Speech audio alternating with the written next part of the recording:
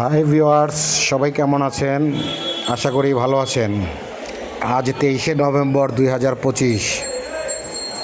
আজকের দুপুরের খাবার সাদা ভাত এবং সেই আলু খাসি, মামুন ভাইয়ের আলু খাসি আজকে অনেক দিন পর নিয়ে আসলাম। এই আলু খাসিটার প্রাইস বেশি, তারপরও মাঝে মাঝে খেতে মন চায় বিদায় খাই।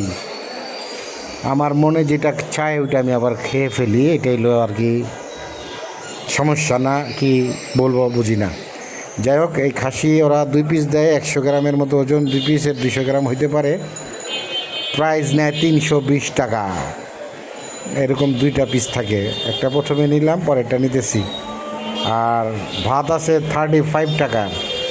320 আর 35 35 মানে 355, 355-এর লাঞ্চ।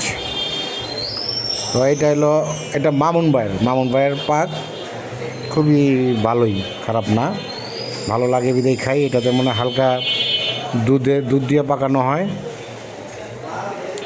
আপনারা পুরান ঢাকায় কখনো আসলে হোটেল সামির হোটেলে গিয়ে মামুন ভাইয়ের এই পাকটা পাবেন। দুপুর 2টা-3টার মধ্যে শেষ হয়ে যায়। 3টার মধ্যে খাওয়ার চেষ্টা করবেন। অবশ্য সে সিঙ্গেল পিসও বিক্রি করে 160 টাকা, ডবল পিস 320 টাকা। মানে 160 টাকার পিস অনেকদিন পর খাইতেছি, তো 2টা খাইতে মন চাইলো, তাই নিয়ে আসলাম। 160 টাকা দিয়েও খাওয়া যায়।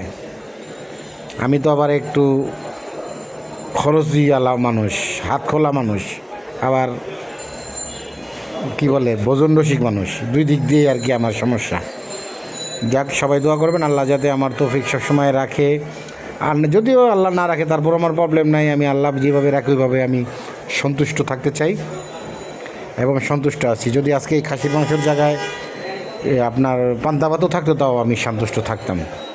সবাইকে শুভেচ্ছা জানিয়ে আবার বিদায় নিচ্ছি।